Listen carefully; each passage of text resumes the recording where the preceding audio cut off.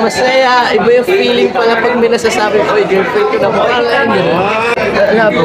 Kasi syempre, yun din eh. Yun yung di ko get sa, sa mga tao ngayon na parang ayaw nila mag-commit ba na may girlfriend ka. Kumbaga, responsibility mo yun. Hindi pwedeng sabihin nyo na MU lang kayo. Kasi parang takot ka mag-commit, gusto mo open relationship. Kumbaga, What if bawalan ka na makipag-relationship kasi magkaiba kayo ng network? O mama, magkaroon ka ng kalapit. Paano mo yung iyakan? hindi po papayag. Bakit naman? Kasi po yung trabaho ko, like, kasi kailangan ko trabaho para magkapera. Like, ang dami ways para magkapera. Pwede ka mag-business, pwede ka mag-ano.